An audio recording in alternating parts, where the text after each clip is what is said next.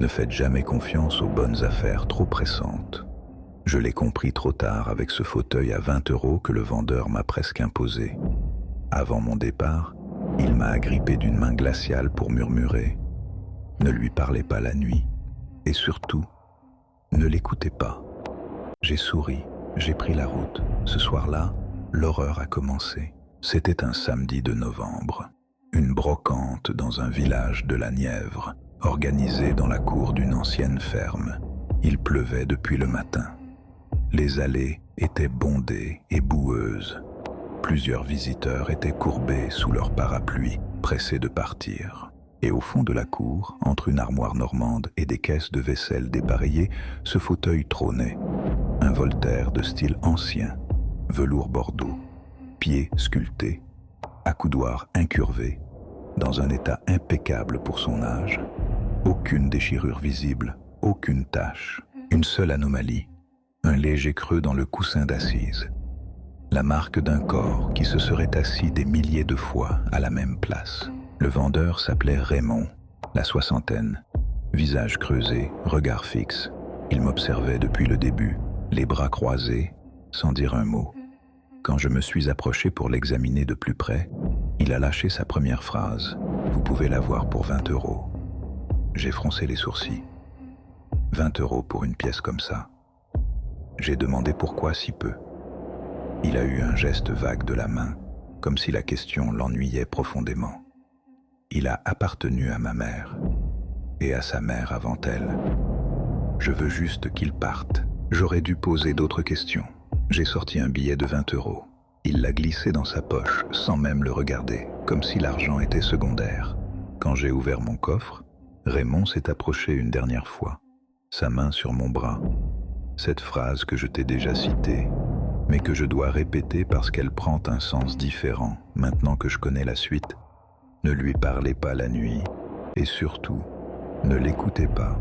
Je suis parti en souriant.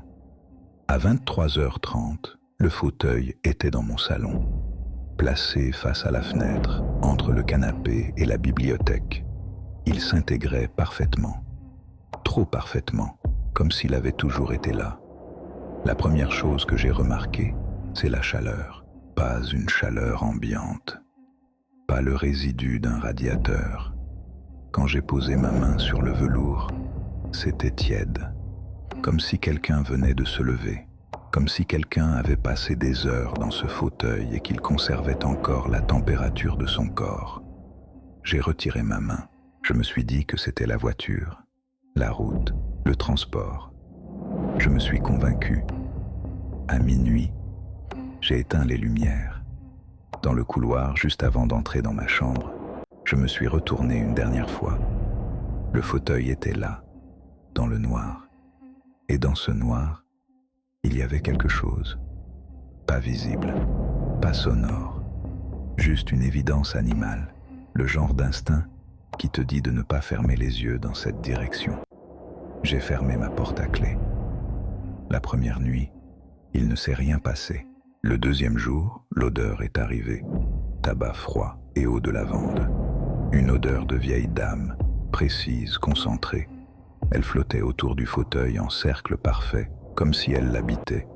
J'ai vérifié les fenêtres, fermées. J'ai vérifié sous les coussins. Rien. Le soir, l'odeur avait disparu. Troisième nuit, 2 heures du matin. Je me suis réveillé en sursaut. Un bruit, sourd, régulier, venant du salon. Des grattements, trop lents pour une souris, trop rythmés pour du bois qui travaille. Je me suis levé. J'ai poussé la porte du salon. Silence immédiat. Le fauteuil était à sa place. Mais quelque chose avait changé. J'ai mis plusieurs secondes à comprendre. Il avait tourné. Pas d'1 centimètre, d'une bonne dizaine de degrés. Il ne faisait plus face à la fenêtre. Il faisait face au mur de ma chambre. Il me regardait. Le 4e matin, j'ai trouvé une mèche de cheveux, grise, longue, coincée entre l'assise et le dossier, comme placée intentionnellement.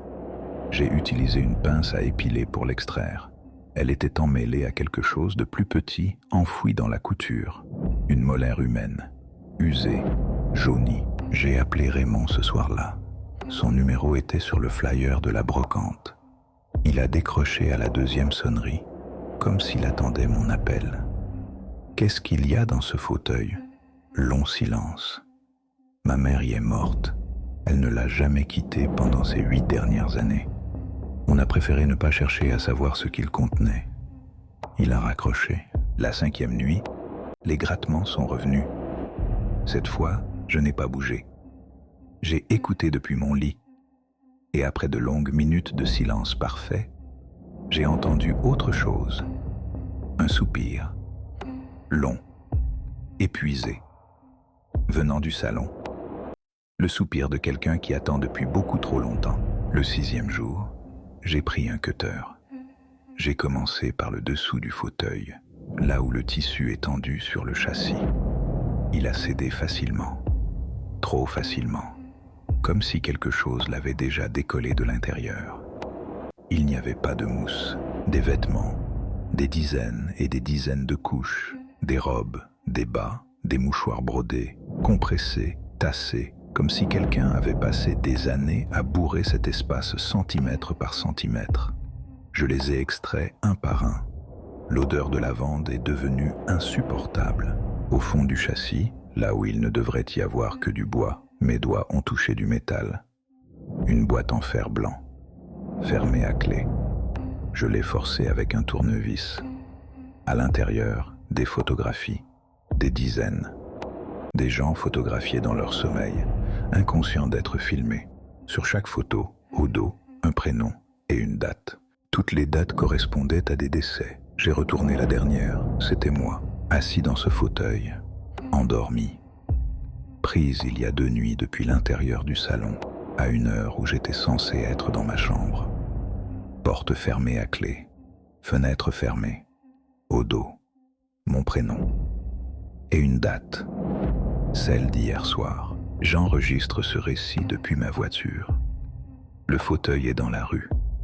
Je l'ai sorti à 4 heures du matin sans allumer la lumière. Je n'ai pas regardé en arrière. Je ne sais pas ce qu'était vraiment la mère de Raymond. Je ne sais pas ce qu'elle a fait pendant ces 8 dernières années dans ce velours bordeaux.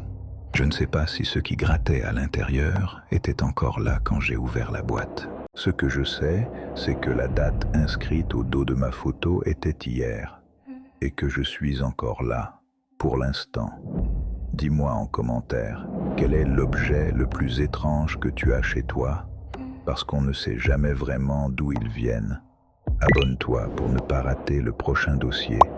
Et surtout, si tu as aimé cette histoire d'horreur vraie, laisse un like.